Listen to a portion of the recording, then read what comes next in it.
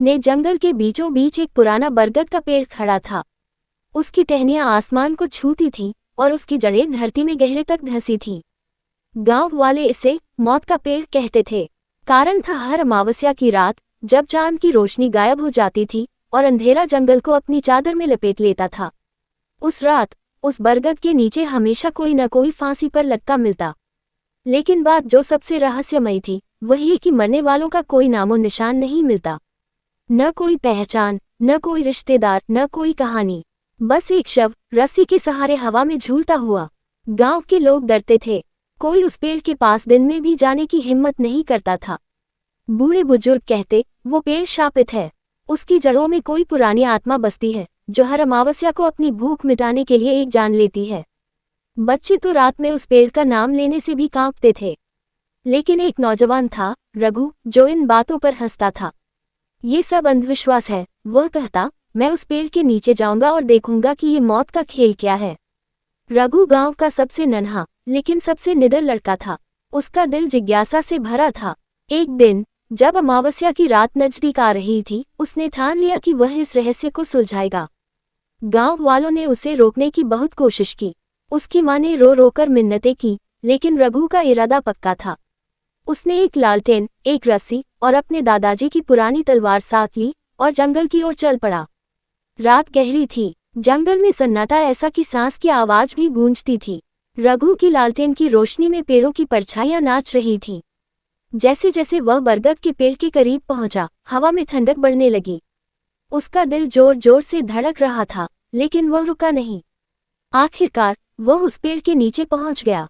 बरगद का पेड़ विशाल था। उसकी टहनियां आसमान में फैली हुई थीं और जड़ें जमीन से उभरी हुई जैसे किसी दानव के पंजे।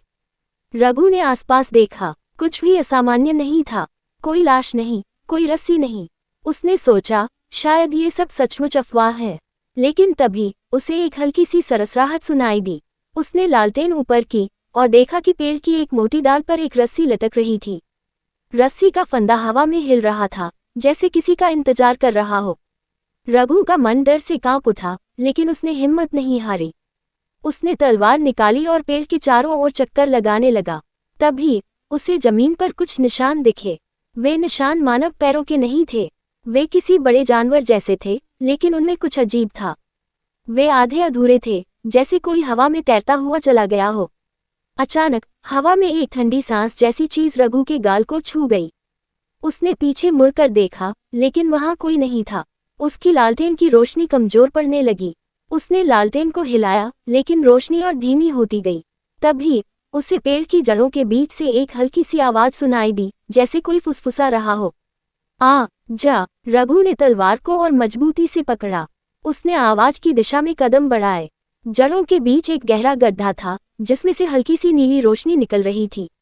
रघु ने झुककर देखा। गड्ढे में एक पुराना ताबीज पड़ा था, जिस पर अजीब से निशान बने थे। उसने जैसे ही ताबीज को छुआ, हवा में एक चीख गूंजी। लालटेन बुझ गई और अंधेरा चारों ओर छा गया। जब रघु की आंखें खुली, वह अपने घर के बाहर जमीन पर पड़ा था। उसका शरीर पसीने से तर था और उसकी तलवार गायब थी, लेकिन उसके हाथ में वह ताबीज था। गांव वाले उसे घेर कर खड़े थे। उसकी मां रो रही थी। तूने वो पेड़ छू लिया, अब तू भी नहीं बचेगा, एक बूढ़ा बोला। लेकिन रघु ने ताबीज को कसकर पकड़ा और कहा, नहीं, मैंने उस पेड़ का रहस्य जान लिया है। ये ताबीज उस आत्मा को बांधे रखता है। इसे नष्ट करना होगा। उस रात रघु ने गांव के पंडित को बुलाया। उन्होंने ताबीज को एक पवित्र अग्नि में जलाया। जैसे ही ताबीज जलकर राख हुआ, जंगल की ओर से एक तेज हवा का झोंका आया और एक चीख गूंजी। उसके बाद वह बरगद का पेड़ सूखने लगा। कुछ ही महीनों में वह पूरी तरह मुरझा गया। उसके बाद कोई भी अमावस्या की रात उस पेड़ के नीचे नहीं मरा। गांव वालों ने रघु को अपना हीरो माना, लेकिन रघु जानता था कि उसने जो देखा, जो सुना, वह कोई साधारण बात नहीं थी।